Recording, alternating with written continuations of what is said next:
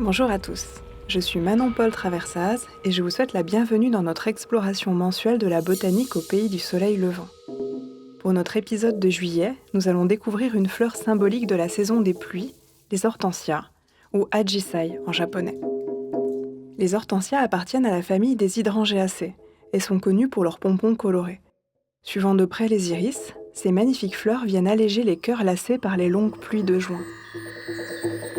Cultivés depuis des siècles, deux types d'arbustes aux inflorescences distinctes cohabitent. Les Gaku Ajisai, les Hydrangea macrophylla, en sphère, et les Sawa Ajisai, les Hydrangea serrata, en forme de plateau. Certains temples, comme ceux de Kamakura, sont réputés pour leurs splendides hortensias.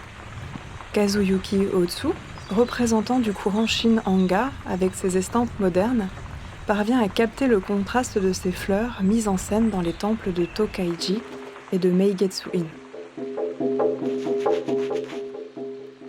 Ces endroits partagent une fraîcheur et un sol particuliers.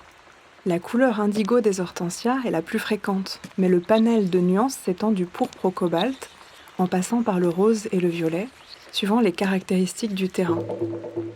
Les inflorescences tendent ainsi vers le rose lorsque le sol est plutôt calcaire, et vers le bleu lorsque le sol est plutôt acide. L'hortensia ne fleurit pas uniquement pour le plaisir des yeux. Il est aussi une plante médicinale connue pour ses propriétés diurétiques et fait partie de la médecine populaire japonaise, appelée wayaku. Avec les jeunes feuilles, on fait un thé nommé amacha, ou thé sucré. Effectivement, après avoir été séchées, certaines variétés d'hortensia offrent une infusion très sucrée, sans pour autant contenir de caféine. Leur goût, similaire à celui de la réglisse, est issu de la phylodulcine, un édulcorant naturel très sucrant. Les hortensias sont très appréciées au Japon et sont souvent le sujet d'estampes et de peintures raffinées.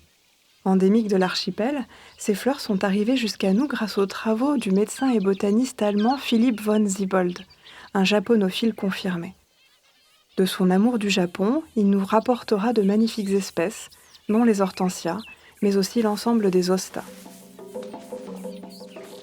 S'agissant de la morphologie des fleurs d'hortensia, elles sont constituées d'inflorescences à fleurs stériles et à sépales voyants, avec au centre de minuscules fleurs fertiles. Les fleurs stériles, extrêmement colorées et bien visibles, ont un rôle important, puisque c'est elles qui attirent les papillons vers le cœur de l'inflorescence nectarifère. Une fois la floraison terminée et la saison des pluies déjà lointaine, les Japonais célèbrent alors Tanabata, la fête des étoiles. Pour cette occasion, les Japonais décorent des bambous ornés de bandeaux de papier sur lesquels ils écrivent leurs souhaits sous forme de poèmes. Tanabata fête la rencontre de deux étoiles dans le ciel, nommées Orihime et Ikoboshi, respectivement les étoiles Vega et Altaïr. La légende raconte que les vœux inscrits et accrochés pour Tanabata deviendront réalité. Après avoir été décoré, le bambou est consumé ou jeté dans la rivière pour que les vœux se réalisent. Les forêts d'hortensias que vous voyez à l'écran sont celles du temple Hasedera à Kamakura.